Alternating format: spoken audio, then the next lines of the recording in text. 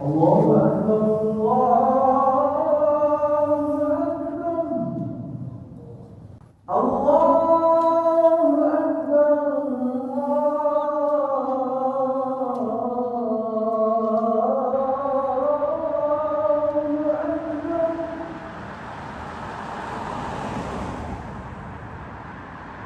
أشهد أن لا إله إلا الله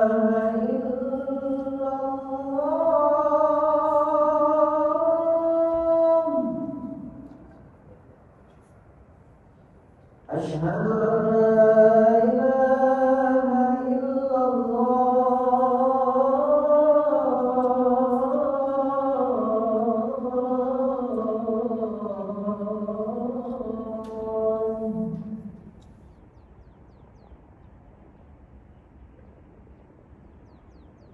وداع يا شهر يضاعف فيه الأعمال بفضل الله الحنان المنان. اعلموا أن يومكم هذا يوم شريف وعيد لطيف للخواص والعوام. عظموا هذا اليوم بالإنعام والإحسان وتلاوة القرآن. أعوذ بالله من الشيطان الرجيم. شهر رمضان الذي أنزل فيه القرآن هدى للناس وبينات من الهدى.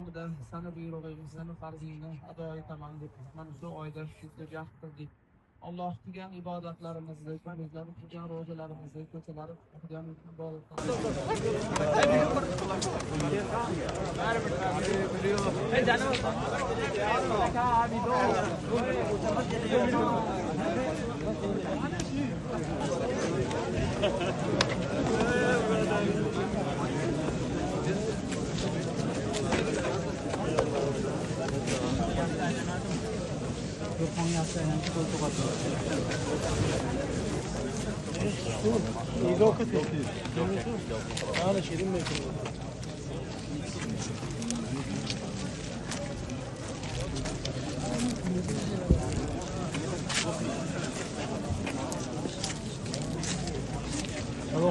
وعليكم السلام الله يكرمك مبارك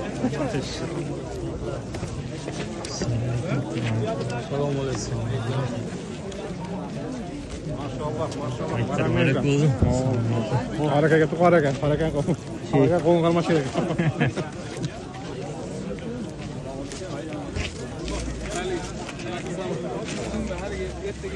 Jamoatimizdagi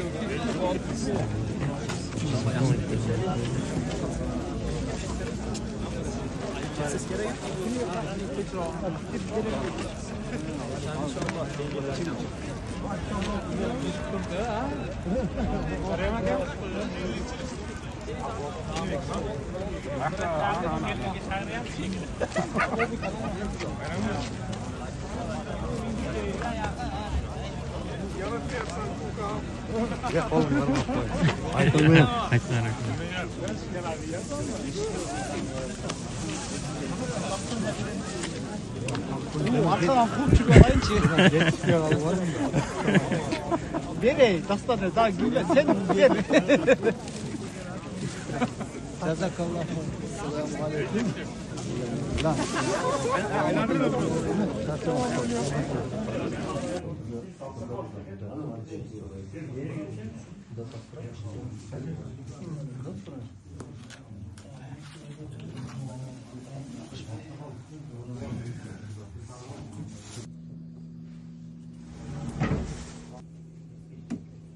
Retsevimiz boshqacha o'xshaydi. Menda ishlaydilar. Naraqa beraqa yurdim. Men tomondan o'zim baylab olib yurdim. Shunday deyishdi ha?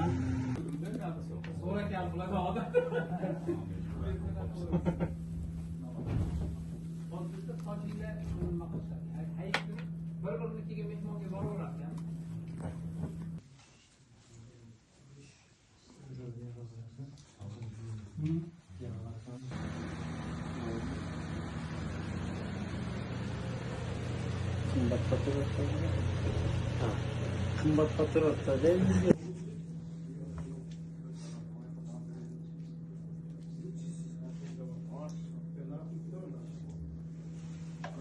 Var kurçak salmayı da. Ошодон сал берберсек, салаттын ачы дәмдүү экен.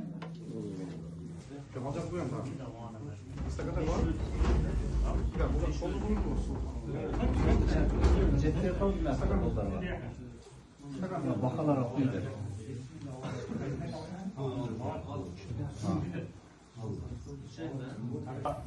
Пайғамбарымыз саламның үмметі болушы өте чоң немат екен да. Болса пайғамбарлардан көбі дейді, арзу қылып шындай ниет қылған дейді, мен пайғамбар болбай, пайғамбарымыз саламның үмметі болайын деген екен. Бірақ Иса алейхиссаламның дуасы қабыл болды дейді да. Сіз біз дуа қылып алдық, Алла Тағаланың рахматымен, мейірімімен сіз біз пайғамбарымыздың үмметі болдық да. Бұл өте бір чоң немат екен да. Сіз біз үшінші пайғамбарымыздың үмметі болушы өте чоң немат да. Мен пайғамбарымыз саллаллаху алейхи ва салламды жақсы көрөбүз дейбиз, бирок жақсы көрүүнүн өзүнүн тәртиби бар экен. Төрт амалды аткарышыбыз керек экен. Пайгамбарыбыз саллаллаху алейхи ва салламды сүйө турган болсок, анын өмүр баянын окуп чыккыла дейт да. Пайгамбарыбыз саллаллаху алейхи ва саллам дейт, кандай төрөлгөн, кандай жашаган, сиз бизге кандай мээнет кылган. Пайгамбарыбыз саллаллаху алейхи ва саллам кандай бизге бүйүк дуа кылган. Ошол бир адамды таанып алсаңыз, аны жакшы сыйлабайт экенсиз да.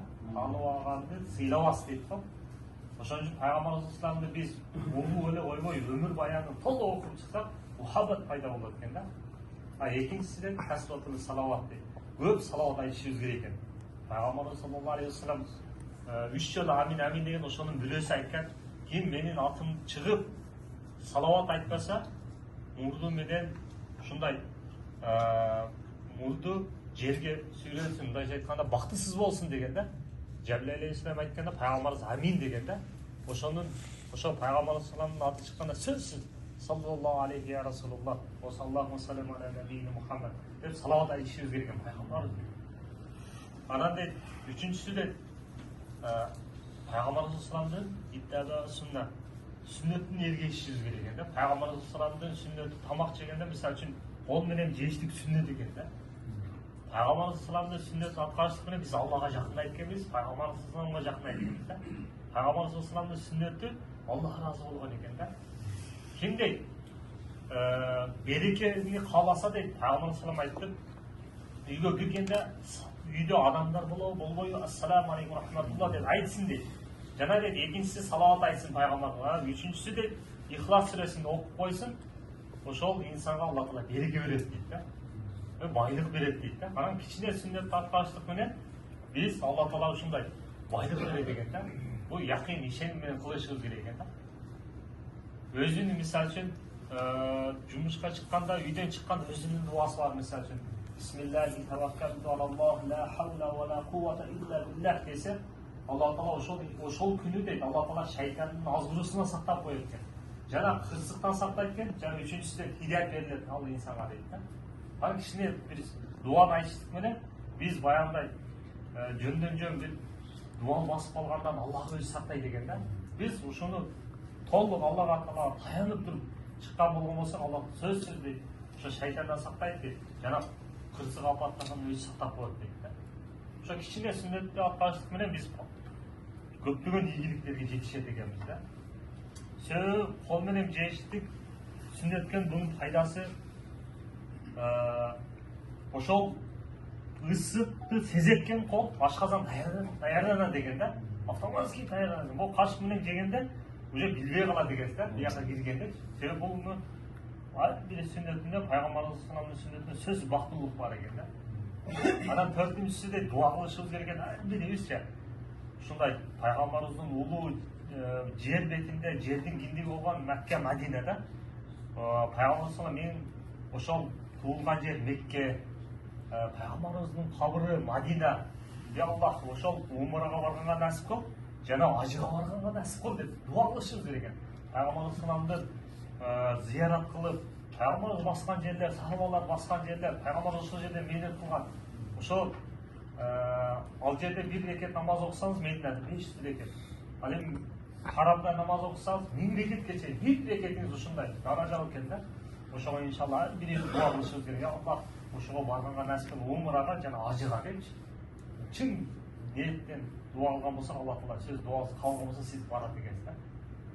Пайғамбар салам айтқан екен, адамдарды екі нематтан қадіріне жетпейді. Біріншісі as-sihha дейді, денсаулықтың қадіріне жетпейді дейді. Қашан ауырғанда, анан біз денсаулықтың қадіріне жететкенбіз. Екіншісі фарок дейді. Жана дейді, бош уақытымыздың қадірін жөн өткөрө үйреткенбіз да. Бош уақытта дейді, біз зикир қылып, Алла Тааланы естеп, мындай айтқанда жақсы амалдармен пайдаланышыбыз керек екен да. Себебі бош уақыттардан біз көйлі азыр телефондармен өткөрүп үйреткенбіз да, жөндөн жөнлечи. Анын ордуна дейт, Куран окуп, зикир тартсак, акыретибизге дейт, ушундай пайда болот экен да. Себеби бейиште ушундай инсандар өкүнөт экен, бир жолу субханаллах дебей койгонуна өкүнөт экен да. Ошон үчүн биз ушул бош убакытта иншалла ушул жөндөн жөн өткөрбөй пайдалуу нерселер менен өткөрүшүбүз керек экен да.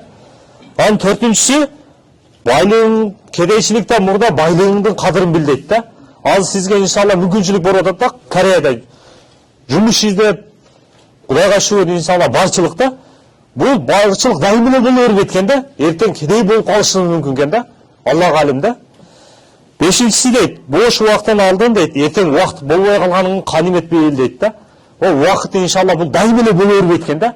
Эртең бир убактыңыз болбой ошо бир нерсе менен алек болуп калат экенбиз да. Ошон үчүн бош убакытта иншалла жакшы амалдар менен биз коздошубуз керек. Рамазан жакшы амалдар менен коздоп, таквачылыкты күчөйтүшүбүз керек экен Рамазандачы. Себеби бейбаш шайтандар аз байланыптыр да.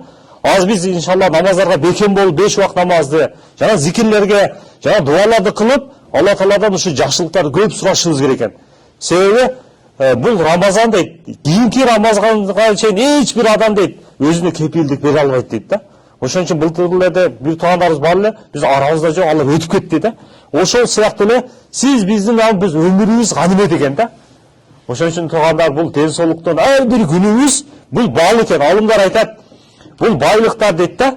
Мейл дейт, быйыл жетпешеңиз эмдиги жыл дейт, иштеп же бизнес кылып дейт, табышыңыз мүмкүн дейт да. Бир 5 жылдан кийин дейт, балким байып кетесиз дейт да. Аллах алим дейт да. Эми бул убакыттарды дейт, бул $1 миллион алтын берсек да, ушул убакыт азыркы убакыт келбейт экен да туугандар. Ошол сыяктуу ушу жаштыгыбызда Куран окуганды үйрөнөлү. Бир алым айтат, мусулманбыз деп көкүрөк кагабыз дейт. Бирок силер дейт, Куранды окубайсыңар, Куранга көңүл бурбайсыңар дейт да. Куранды дейт, азыр мусулман болуп туруп дейт, арабча окуганды билбейсиңер дейт. Бул өтө өкүнүчтүү нерсе дейт да. Ким Алла менен сүйлөшкүсү келсе дейт, Куран окусын дейт да. Биз Алла менен сүйлөшкүсек Куран окушубуз керек экен туугандар. Себеби Куран бул бизге хидаят туура жол экен да. Бул кыяматка чейин Алла Таала өзү сактайт экен да. Куран окуган сайын биздин даражабыз көтөрүлөт экен да, акыретте ар бир аятка Алла Таала даражабызды көтөрөт экен да. Алла Таалага Куран чалып башка нерсе менен жакындай албайт экенбиз. Ошон үчүн Куранды бекем кармайлы. Бул Куран бул дүйнөдө нур болуп берет экен ар бирибизге. Эртең өлгөнүбүздө Куран бизге азык болот экен туугандар. Ошон үчүн иншалла Курандан өткөн фазилет жок. Усман радиаллаху анху айтат, эгер силер Куранды дейт, ушундай маанисин билип, ушундай ой жүгүртүп окуганыңарда Куранга жүрөгүңөр тоймок эмес дейт да. Усман радиаллаху анху өмүрүндө ушундай Рамазанда түндө бир, күндүзү бир катма кылат экен да. Ушундай Усман радиаллаху анху ушунчалык Куранга мухаббат кылып, өлөрүнүн алдында Куран окуп атып, ушундай шейит болуп өлгөн экен да. Пайгамбар саллаллаху алейхи айтат, ким эмне менен алек болгон болсо, ошонун үстүндө Алла Таала жанна алат экен да. Кандай эле Куран окуп атсаңыз, ушундай ажал келген болсо, эртең кандай өлсөңүз, ошону тирилет экенсиз да.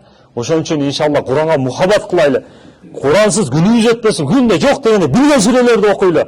Алла Таала канчалык мухаббат кылган болсок, иншалла Курандан башка нерсе менен жакындай албайт экенбиз да. Ошон үчүн иншалла билгенибиздерди амал кылайлы. Пайгамбар салам жана айткандай, силердин эң жакшыңар Куранды үйрөнүп дейт. Жана дейт, башкаларга үйрөткөнүңөр дейт да. Эң жакшыңар дейт да. Пайгамбар салам айтты да, байлыгыңар деген бай бизнесменди айткан жок, же миллионерди айтканы жок. Пайгамбар салам хойрукум dedi. Силердин эң жакшы Куранды мен таалламал Куран ва алламаху dedi. Силер Куранды үйрөнүп, жана башкаларга үйрөткөн эң жакшыңар dedi да. Пайгамбар салам айтып койду, бул ишенесиз ишенбесизби 100% чындык да. Ошон үчүн туугандар Куранды үйрөнөлү. Бул дүйнөгө келгенден кийин Пайгамбар салам бир татыктуу үммет болуп жашап кетели да. Жөн эле келип, жөн эле бир бул дүйнө менен дүйнө бул боло берет да. Bayam öte öğret, kedeyam öte, bu gün öte öğret de. Rızkı çeçilgen masal eken de. Allah Teala 99 yerde rızkını men berim dep kepilligini algan eken. Al endi şeytan bir yerde aytatken, sizlerdi kedeyçilik bilen korkutat deytken de. Bizdin koy kedey bolup kalbayın dep turup, көп жакшы амалдарды кылбай коет экенбиз да. Тооба алма, астагфирулла. Себеби шайтан бир нерсе менен ошо кедейчилик менен биз көбүбүздү алдап коет экен да. Болсо рызкы маселе чечилген. Сиз иштесеңиз Алла Таала рызкын бере берет да. Аракет себебин кылышыбыз керек да. Себеби болмуштар эле жашап атпайбы? Акылга салсак алар өлүп калыш керек эле да.